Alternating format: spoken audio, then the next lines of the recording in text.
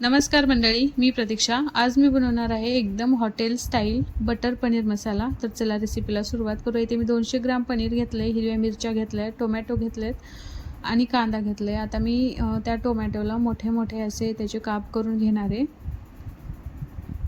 तर बघू शकताय मोठे मोठे असे कट करून घेतले मी.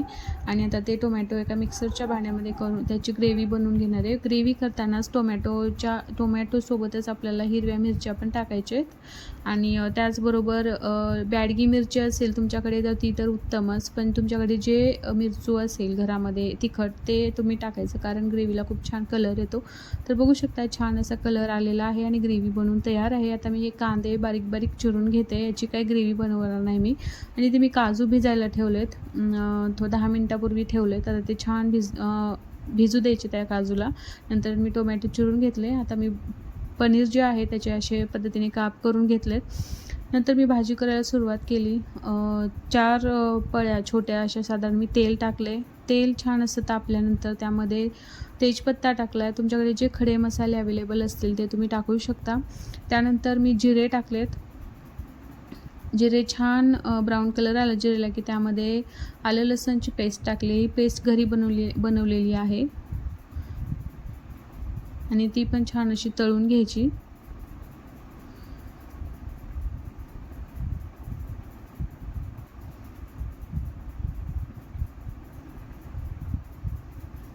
लसणाला पण ब्राऊन कलर आला पाहिजे इतकं असं तळून घ्यायचं लसणला. त्या लसण तळला की त्यामध्ये बारीक बारीक आपण चिरलेला कांदा टाकायचा. कांदा पण ब्राऊन कलर येईपर्यंत, म्हणजे कांदा जास्त तळायचा आहे कारण कच्चा आहे, आपण त्याची ग्रेव्ही बनवली नाही आहे, त्यामुळे जास्त तळायचा, म्हणजे जास्त ब्राऊन कलर येऊ द्यायचा आहे त्याला. तर ते बघू शकताय कांदा कशा पद्धतीने म्हणजे तळलेला आहे.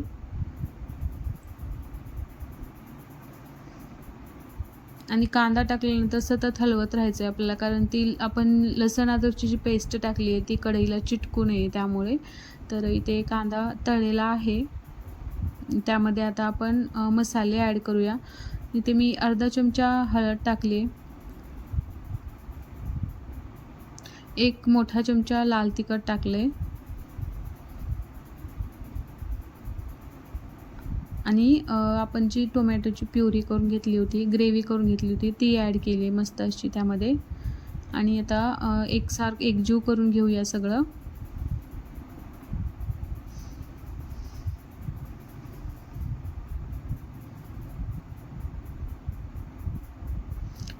त्यावरच थोडंसं मीठ टाकूया, कारण टोमॅटो आहे तो लवकर मध्ये तळला जाईल. नंतर आता हे जे काजू भिजवले होते त्याची ग्रेव्ही बनवून घेऊया. इथे बनवलेली आहे मी ग्रेव्ही.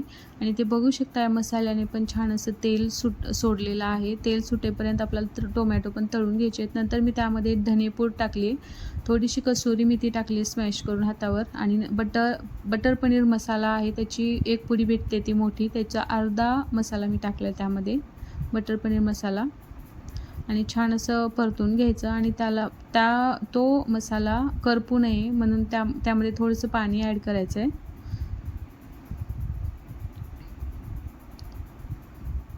आणि छान असं तेल सुटू द्यायचं आहे, म्हणजे पूर्ण मसाला जो छान तळून घ्यायचा आहे.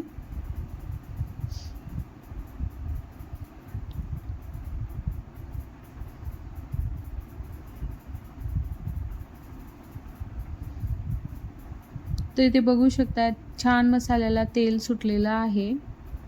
आता मी लवकरच करायला सुरू केले होते, पण वेळ इतका झाला की थोडासा अंधारच पडला होता बाहेर, त्यामुळे लाईटच्या प्रकाशामध्ये तुम्हाला तितकं असं रेड कलर दिसतोय की नाही माहीत नाही, पण छान तेल सुटलेलं आहे. आणि आता त्यामध्ये आपण काजूची ग्रेव्ही टाकून घेऊया.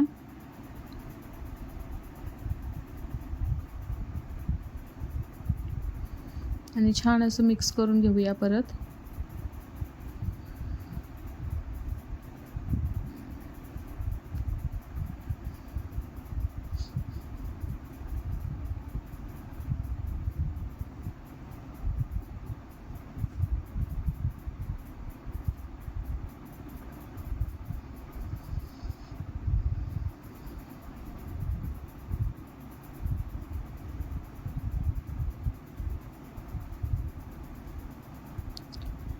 नंतर मी थोडीशी वरतून कोथिंबीर टाकली. नंतर तुम्हाला जितकी पातळ भाजी करायची आहे तितकं पाणी ॲड केले मी त्यामध्ये.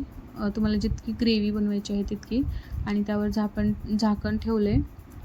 नंतर एका साईडला तवा टाकला आहे आणि तो गरम करायला ठेवला आहे. नंतर त्यामध्ये बटर टाकले थोडंसं, आणि आता या बटरमध्ये आपल्याला जे पनीरचे काप करून ठेवलेले आहेत ते तळून घ्यायचे आहेत.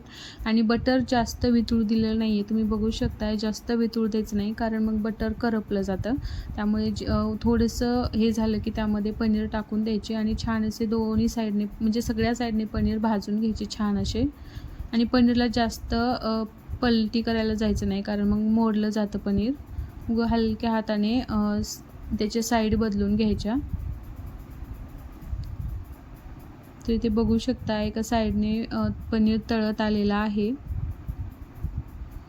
याने काय होतं बटरमध्ये तळल्याने की बटरचा जो स्मेल आहे पूर्ण भाजीमध्ये होतो आणि छान लागतं अशा पद्धतीने. तर इथे पूर्ण पनीर तळलेलं आहे. इकडे भाजी पण हे झालेली आहे, ग्रेव्ही पण पूर्ण सगळी अशी. आणि मग आता त्या ग्रेव्हीमध्ये आपण जे तळलेलं पनीर आहे ते टाकून घेऊया.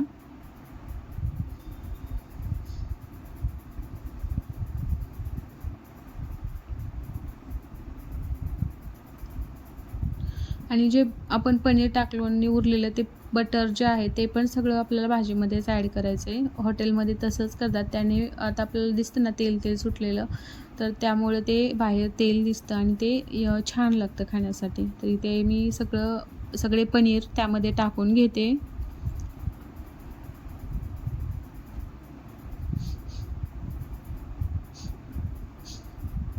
तर इथे पनीर मी टाकून घेतले सगळे आणि असं हलवून घ्यायचं आहे.